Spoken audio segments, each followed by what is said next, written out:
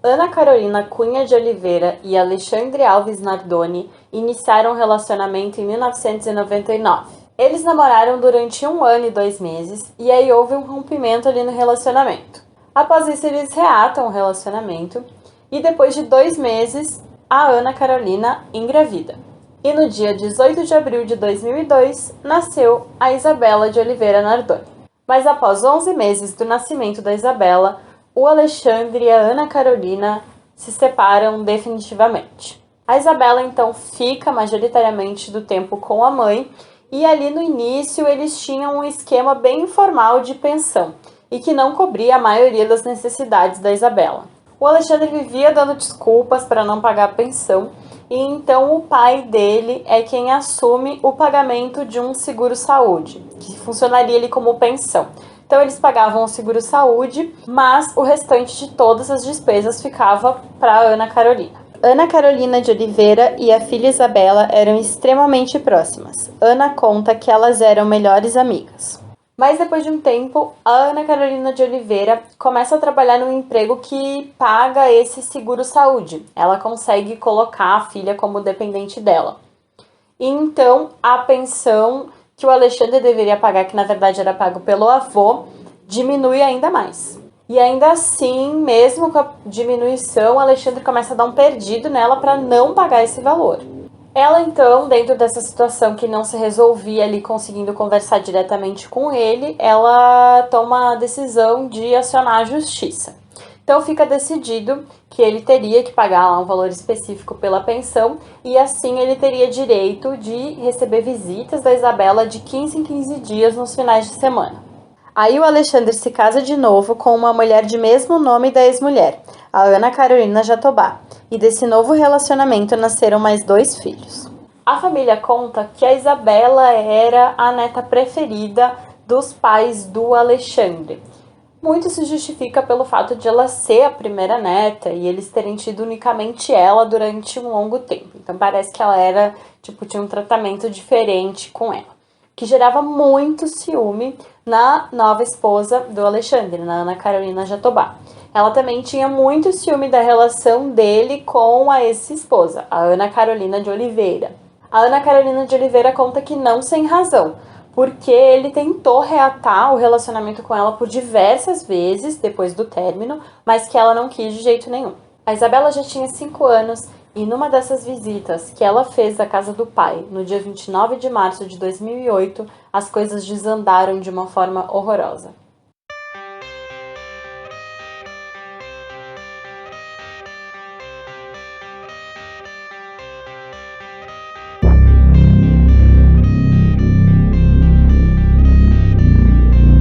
Olá, eu sou a Glau e sejam bem-vindos ao canal Sem Rumo. Hoje a gente vai abordar um dos casos mais chocantes que a gente tem no Brasil. A morte sempre é uma coisa difícil de se lidar, mas a morte de uma criança choca ainda mais, e é por isso que esse é um dos casos de maior repercussão nacional. Esse vídeo é especialmente baseado nesse livro, A Prova é a Testemunha, de Lana Casoy, que eu recomendo muito que você leia se você quiser se aprofundar um pouco mais nesse caso. Mas aqui eu vou te contar vários detalhes que tem no livro e relatar a história como um todo. Então, se você já está aqui, aproveita e se inscreve no canal, deixa o seu like e compartilha esse vídeo com alguém que você acha que pode gostar desse conteúdo. Então, bora pro caso. Meu Deus, esse cara da moto ele não vai parar! No dia 29 de março de 2008, segundo o relato do Alexandre Nardoni, o dia começa de manhã com ele levando o carro para instalar um GPS. Depois ele retorna para o condomínio onde ele morava com a esposa e os filhos e onde a Isabela está passando o final de semana com ele. Ele conta que ele passa o dia brincando com as crianças na piscina. Ele fala que depois da piscina eles foram tomar sorvete, foram até fazer compras e terminaram o dia na casa dos pais da Ana Carolina Jatobá. Aparentemente tudo correu normalmente durante o dia. Eles retornam para casa e às 23h36 o GPS acusa que o carro foi desligado na garagem do prédio onde eles moravam. Às 23h49, o Copom, o Centro de Operações da Polícia Militar, recebe uma ligação. Polícia Militar Emergência. Pelo amor de Deus, filha. Rua Santa Leocádia, 138. Tem ladrão no prédio, jogaram uma criança dela de cima, pelo amor de Deus. Leocádia, número? 138. 138. Jogaram de que endereço? Da altura? Do sexto andar, pelo amor de Deus, jogaram a criança dela de cima. A criança era Isabela Nardoni. O atendimento conseguiu chegar no local e ainda encontrar Isabela com vida, mas no caminho para o hospital, infelizmente, ela acabou falecendo. Naquela noite, a delegada de plantão era Renata Pontes. Ela foi chamada por 2 policiais para ir até uma cena onde a denúncia era de roubo e que uma criança havia sido jogada do sexto andar. Ela foi até a cena, deu uma observada, isolou e chamou a perícia. Quando a Renata volta para a delegacia, ela já começa a recolher os depoimentos. Na versão do casal, eles chegaram no prédio e a Isabela já estava dormindo. Então o Alexandre, ele sobe primeiro sozinho com a Isabela, entra no apartamento e deixa ela dormindo dentro do apartamento. Sai, tranca a porta e desce para ajudar a Ana Carolina Jatobá a subir com os outros 2 filhos. Então eles dizem que tinha um carro com som alto passando naquele momento, o que atrasou a subida deles, porque as crianças estavam dormindo, eles decidiram esperar um pouquinho para não acordar as crianças. Então depois que esse carro com som alto passou, cada um pega um dos filhos no colo para subir. Quando eles chegam no apartamento, eles contam que já encontraram a tela cortada e que a Isabela já estava lá embaixo. Então, enquanto o Alexandre desce para ver a Isabela, a Ana Carolina Jatobá liga para os pais de ambos, para os pais do Alexandre e para os pais dela também. O número de emergência recebeu dezenas de ligações a respeito da queda da Isabela, mas nenhuma delas partiu, nem do Alexandre, nem da Ana Carolina Jatobá. Questionados do porquê eles não ligaram para emergência, eles falaram que era um costume de família, que quando acontecia algum problema, eles tinham esse costume de ligar para os pais, tanto da Jatobá como do Alexandre. Mas mesmo depois de ligar, né, para os familiares ali, eles não fazem nenhuma ligação para nenhum número de emergência. A polícia também não investigou, ou pelo menos não divulgou o conteúdo dessas ligações. Muitas pessoas desconfiam do horário dessas ligações e também do conteúdo, né, do que eles conversaram nessas ligações, desconfiando que tem mais informações que nunca foram olhadas com cuidado a respeito disso. Mas a verdade é que no momento atual a gente provavelmente nunca vai saber. Então se inicia o trabalho da perícia, que foi conduzido pela perita Rosângela Monteiro. A Rosângela começa investigando o relato que a Jatobá e o Alexandre tinham dado para ele, de que a pessoa que invadiu o apartamento foi com a intenção de roubar e que a criança acabou caindo lá embaixo. Mas o que a perícia encontra não é uma cena que se parece com uma cena de roubo, ou pelo menos de uma tentativa de roubo. Quando a perita chegou no local, as coisas já começaram a ficar meio estranhas, assim. Apesar da desorganização do apartamento, não era uma desorganização comum num caso de roubo, como gavetas e móveis fora do lugar. Um outro fato estranho foi que o Alexandre, no depoimento, diz que quando ele desceu para pegar os outros filhos, ele trancou a porta. Mas eles não encontraram nenhum sinal de arrombamento. Então aí acendeu uma luzinha na mente dos investigadores. Como que alguém conseguiu entrar no apartamento sem ter a chave e sem arrombar? Eles foram atrás de entender se tinha mais uma cópia da chave e realmente todos os apartamentos tinham uma cópia da chave na portaria. Mas no caso do apartamento dos Nardoni, eles haviam trocado a fechadura e eles não tinham deixado uma nova cópia da chave na portaria, ou seja, os únicos que detinham a chave do apartamento eram os próprios Nardoni. Toda essa investigação ia acontecendo paralelamente. Enquanto a perícia estava fazendo essa investigação na cena do crime, a delegada ia colhendo depoimentos e perguntando ao casal se eles tinham alguma noção de quem poderia ter tentado fazer isso. Eles foram dando vários nomes e ela ia indo atrás de todos esses nomes, mas não levava a lugar nenhum. A perícia então começou a reconstruir a história e chegar a uma conclusão ainda mais trágica, de que possivelmente os culpados pelo assassinato de Isabela Nardoni fosse Alexandre Nardoni e Ana Carolina Jatobá, o pai e a madrasta da menina.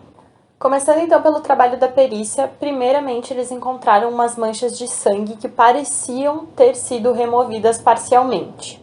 Aí, olhando mais a fundo no apartamento, na lavanderia, eles viram que tinham muitas roupas que estavam lá esperando para serem lavadas, mas só tinha uma fralda que de fato estava de molho para ser lavada. Eles também repararam pequenas gotas de sangue no chão, com a distância de uma para outra mais ou menos de um passo de uma pessoa adulta. Depois da análise da altura que uma gota pode cair e como que ficaria o seu formato, porque essa gota de sangue, quando ela cai no chão, ela modificaria o formato dela dependendo da altura de onde ela está pingando. Então, após analisar o formato desse pingo no chão, concluiu-se que ele deveria ter caído de mais ou menos 1,25 m de altura, mas a Isabela só media 1,10 m. Então, eles concluíram que a Isabela já entrou ferida no apartamento e possivelmente estava no colo de alguém. Como eles chegaram nessa conclusão de que ela já entrou ferida, eles foram investigar onde que aconteceu esse ferimento. Retornando no caminho que foi feito do apartamento, eles chegaram ao carro do Alexandre Nardoni, onde encontraram manchas de sangue da Isabela. A conclusão da perícia é de que a Isabela foi ferida pela madrasta, pela disposição de como eles estavam dentro do carro, por algum objeto que eles não conseguiram determinar exatamente qual foi. Mas no caminho do carro até o apartamento não foi possível encontrar nenhum vestígio de gotas de sangue. Ou seja, eles chegaram à conclusão de que dentro de todo esse caminho é como se tivessem tamponado o ferimento, colocado alguma coisa ali para estancar. E aí eles conseguem conectar com aquela única fralda que estava sendo lavada. A partir daqui, a perita Rosângela faz uso de uma tecnologia muito interessante. É um reagente químico que consegue identificar sangue, mesmo depois dele ter sido limpo ou depois de muitos anos. É comumente conhecido como luminol, porque é o mais utilizado nos Estados Unidos. Mas o mais utilizado na Europa, e que é o que a perita Rosângela teve acesso, se chama Blue Star. Na verdade, é uma dobradinha de dois produtos. O Blue Star, que detecta a presença do sangue, e o Hexagon, que consegue determinar se esse sangue é humano ou não. Eles analisam então a fralda e conseguem determinar que sim, é o sangue da Isabela, entre outros locais da casa onde esse sangue havia sido removido. Enquanto a perícia está sendo realizada no apartamento, a Isabela é levada ao IML. E eles encontram coisas um pouco incomuns ali no exame. Além das lesões comuns a uma queda de 20 metros, que foi o que ela sofreu, existiam algumas lesões que não conectavam com a queda. Os médicos que trabalharam nesse caso foram Carlos Cuoco, Laércio de Oliveira e Paulo Tiepo. Eles contam que quando ela chegou no IML, ela tinha uma cianose generalizada. Cianose seria uma roxidão. Contam que ela tinha umas equimoses na nuca e que isso eram lesões características de asfixia por esganadura manual. Ou seja, que ela teria sido asfixiada com o uso das mãos.